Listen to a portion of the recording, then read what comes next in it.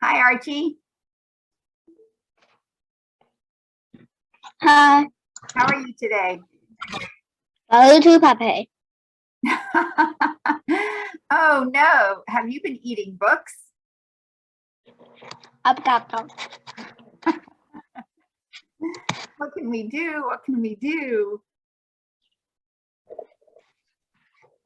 Well, I guess you need to see a book eating doctor. No, there's no book eating doctor. There's not. So here we are at the beginning of chapter 5 called The Scarecrow. I know the Scarecrow couldn't move. Yes, I know that you know the Scarecrow can move. So we have just found out at the end of chapter 4 that the person who called on the phone to talk to Kim and tell her what the ransom is for getting her necklace back is Jigsaw himself. Jigsaw is the one that needs to go to a tree at the Rigby place and put $3 into a hole in the tree and then leave. And so we looked at that sentence, actually. We will see it again today, but let's start at the beginning. They want you, Jigsaw, to deliver the money, Kim said. And that was that. In one swoop, I went from detective to delivery boy. When we say in one swoop, that means just like that. Just a snap of the fingers, just one phone call, and boom, he went from being detective to delivery boy. I, Jigsaw, was supposed to go to a tree, put $3 in a hole, and leave. And in this sentence, it tells us 3 things that Jigsaw needed to do. And so we looked here at that. You said it before. Yes, we did that. So we're not going to really look at this again. But we see that Jigsaw was supposed to go to a tree, put $3 in a hole, and leave. And we don't need to say this part 3 times. Instead, we just say it one time and we make a list of the first thing he needs to do, the second thing he needs to do, and the third thing he needs to do.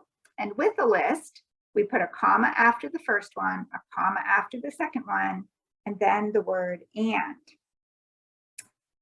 The voice, that's the voice on the phone, and Kim cannot give the person a name because she doesn't know who it was. The voice said he. Well, she does know that it was a he, which means it was a boy's voice that she heard on the phone. That's a clue. He'd return the necklace after I, Jigsaw, made the drop off.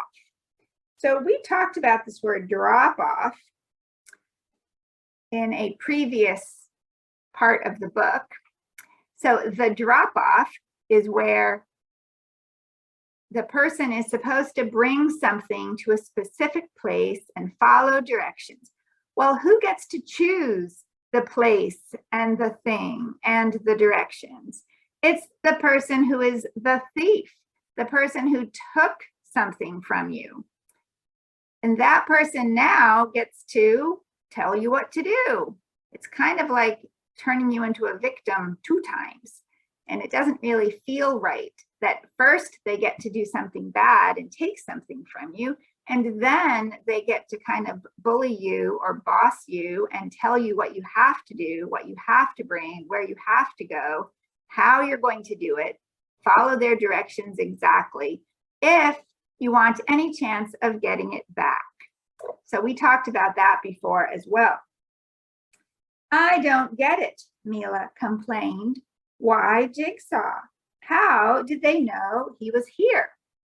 You know, Mila is a detective just like Jigsaw, and detectives ask questions, and question words are who, what, when, where, why, and how. And here are some of her question words: why and how, right here. She wanted to know, why was Jigsaw so important? Why did it need to be Jigsaw to be the person to make the drop off? Mila's other question was, how did they know he was here? Well, that question has two pronouns in it, and we need to make sure that we know, oops. We need to make sure that we know who these pronouns are talking about. So Mila wants to know, how did they know he was here? Any idea who these pronouns are, they and he?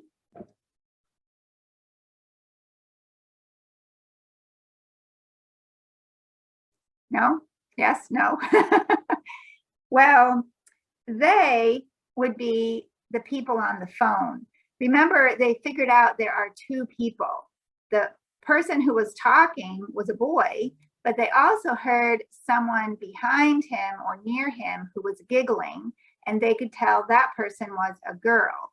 So they know there is two people in on this, and two people would be the pronoun they, because that is more than one.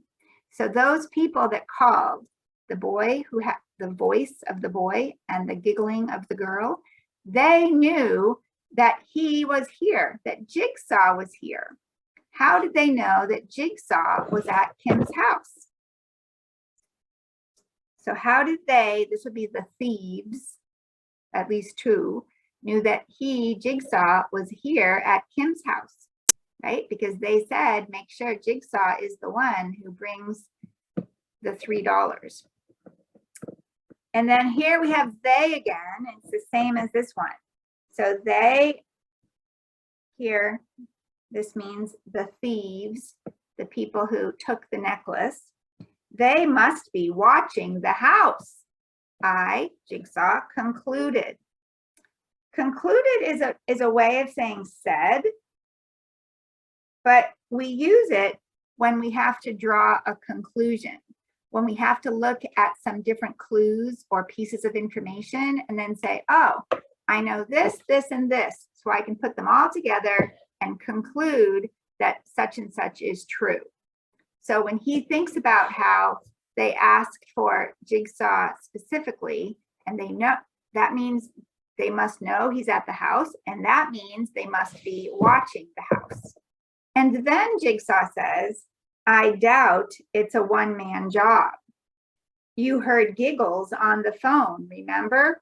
Well, you and I already figured that out. So we know there are two people. We heard the giggles. Mila remembered. Kim shivered. Shiver's like, ooh. And not because the house was drafty. Sometimes people shiver when they are cold, but there's another reason someone might shiver. It's if they are spooked, if they think something is spooky, kind of like, did you just see the curtain blow and there wasn't any wind? Why would the curtain move if no one is there and if there's no wind? And you'd be like, ooh, that's spooky, and you might shiver. She ran her fingers across the front of her neck like this. So I do this all the time. You know, I have my favorite necklace here that my mom gave me. And once in a while, not very often, but once in a while, I need to take it off for a reason. And if I forget to put it back on, then I find myself touching my neck, like, where's my necklace? Where is my necklace? Because I think I'm just kind of used to fiddling with it and playing with it. Well, I think she does that with her necklace because her grandmother gave it to her. And remember, it reminds her of her grandma, so it makes her happy. And now it's not there, and so she's touching her neck, thinking about it. She was feeling, oh, it was a habit. Okay, a habit is something we do all the time, and we don't even think about it. We do it without even planning on it or meaning to. We're just, our brain is used to doing it. She was feeling for a necklace that wasn't there. Let's do it, I declared. Kim went to her room. She returned with $4. One for me, that's, remember, Jigsaw works for $1 a day, makes problems go away, and 3 for the ransom. You better hurry, she said. They want you there right away. I didn't like it, but I didn't have to like it. It was a job. Jigsaw cracks me up a little bit. He's like, I don't like this, but I don't have to like it. It's a job, like raking leaves or delivering newspapers. So off I went into the dusky night. Dusky means it is dusk, and that means the sun is going down, and so the sky is getting darker. Maybe there is a sunset. Mila stayed behind to keep Kim company. I walked down Abbey Road. The evening chill nibbled on my ears like a pet parakeet. Now, this one is a little bit fun to talk about. You know, Jigsaw loves to play with language, and he loves to use figurative language. And remember, he also finds it funny to use figurative language and then pretend it's literal, which we're actually not supposed to do, right? Like, if you're asking me if something is hard, like, is it hard to ride a horse? And I say, no, it's a piece of cake. Well, I mean that figuratively. It's easy. But if you're going to be funny about it, you might say, what? Where's the cake? Give me a fork. I'm hungry. Whose birthday is it? And then you're taking something I said figuratively and acting as though it's literal, like there's really a piece of cake to eat. And you do that on purpose to be funny. That's the kind of thing that Jigsaw might do. Well, let's take a look at what he's doing right now, kind of to be funny and because he likes to play with language. He says here, the evening chill nibbled on my ears like a pet parakeet.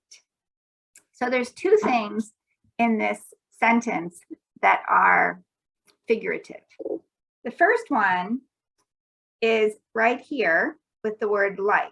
Well, that's the easiest one to find because when we see the word like, we know that there is going to be what?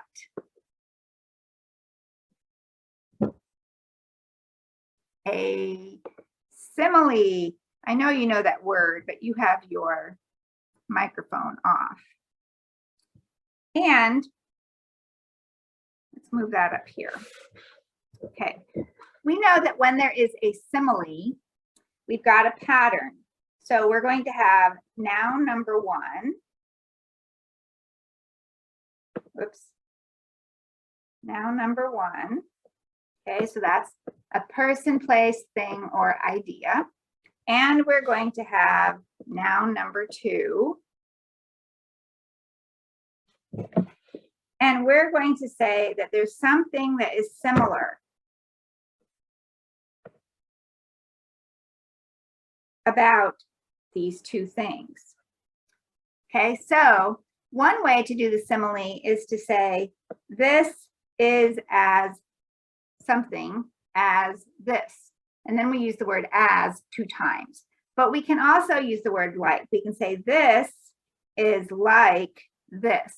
And the word like tells us it's just similar. It's not exact. This is not exactly this. They're just similar to each other. So we know that this is going to be a pet parakeet. All right, well, that's very interesting. I wonder why he's thinking of a pet parakeet. Now, first of all, do you know what a parakeet is? Well, let me go grab a picture of a parakeet. Okay, so a parakeet is a pet bird that you can have, and you can hold it in your hand. And it comes in different colors. We had a pet parakeet when I was a kid, and it looked like this blue one right here. His name was Chip, and he could talk. My brother taught him how to talk. And so we also had a dog named Amos, and he taught the bird how to say, come here, Amos, come here, Amos. Give me a kiss, give me a kiss. Come here, Amos. It was very funny. And he'd say, Chip is a pretty bird. Chip is a pretty bird. So parakeets can learn how to talk. So what does a pet parakeet have to do with this sentence? He's talking about the evening chill. The evening chill nibbled on my ears. The evening chill. Well, we need to look at that part because that's the other part. Okay.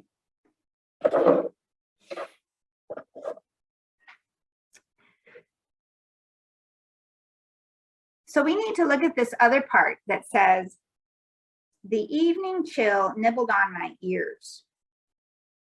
So the first part of the sentence over here, it's talking about the evening chill nibbling on my ears.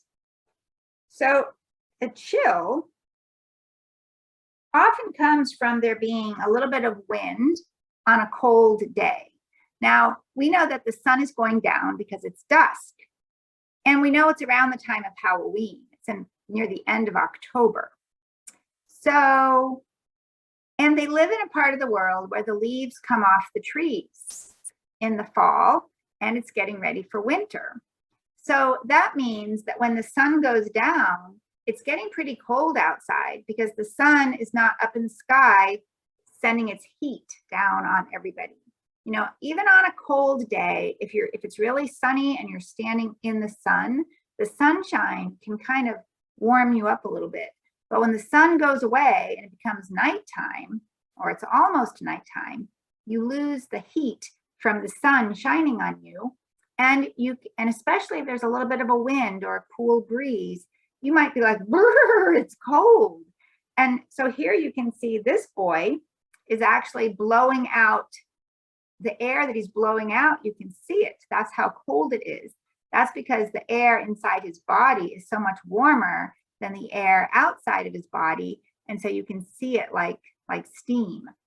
And these yellow lines are kind of showing the wind. So he's got a scarf on and he has earmuffs on to warm up his ears. You know, our ears, we really want to cover those up on a cold day. And so we would use a hat, and our hat would kind of cover up our ears. But this person's hat is not covering his ears. And so your ears, if you don't have a hat on, or if your hat is not covering your ears can feel really cold, and that's uncomfortable. Here, these black lines are showing that he is shivering because he is cold. So we know that the time of day is kind of dinner time. It's near the end of the day. The sun has gone down. And so it's going to be colder. And so there's an evening chill. Evening is the time of day right around dinner time. And the chill will be the coldness that you feel in the air that's not being warmed up by the sun. Now it's nibbling on my ears. So the feeling of cold ears, okay? But what's interesting about this is the word nibbled. Nibbled is something that people do or animals do, a parakeet does. Nibbling is when we're taking little bites, okay? So we could nibble, you could see a mouse nibble on a piece of cheese. We could nibble on a piece of cheese. It's just taking little bites. But nibbling is something that a living person or animal is going to do, not that the cold air is going to do. And so we have a special word in English for when the author takes something like the wind or the air, something that's not living, so it cannot do the same things that living people and animals do. And the author gives it a verb that only people or animals can do, like nibble, so or bite. So when the author says something like the wind was biting or the air was nibbling, he's taking something that's not a person and he's treating it like it is a person. And what we do is we call that right here personification. Personification.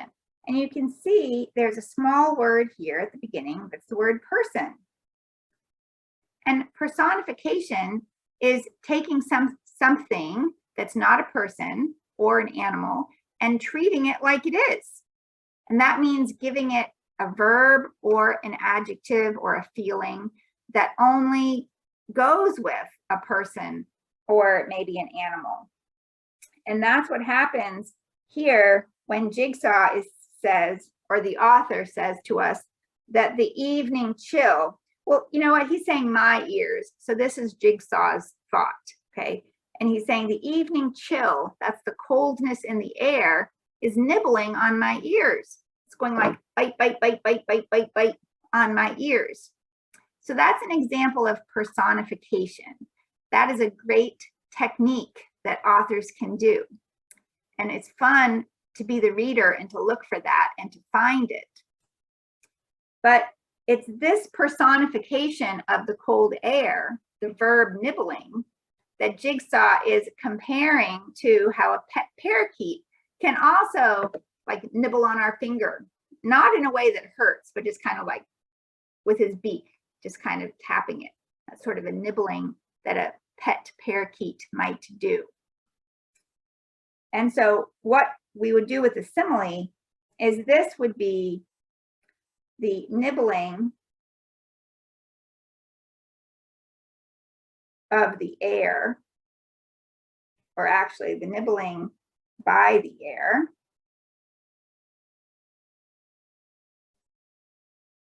to the nibbling by the pet parakeet. It's a very odd simile. I'm not even sure it makes sense. But we have to remember that Jigsaw is only in second grade, so maybe not all of his similes will make sense. What makes this one extra complicated is that the first part of his simile is personification of the cold air. So that's really super tricky. So Jigsaw turned right onto Penny Lane. So he's walking down the road and then he comes to Penny Lane and he turns right. The night was brisk and gloomy. Brisk means it's kind of cold, and gloomy means probably that it's not a bright night. I would say the moon is not out, the stars are not twinkling. Maybe it's a cloudy night. So that would make it kind of gloomy, not a very bright night. I noticed that someone had ripped down one of my brother's leaf raking signs or flyers. Now, this is where we're going to stop. So tomorrow we are going to see what happens at the Rigby place. This will be a very exciting part of the book because you already know what's going to happen with the Scarecrow. So stay tuned for tomorrow. Don't miss it. That'll be fun. All righty. Are you going to turn your microphone on for me so that we can say so long?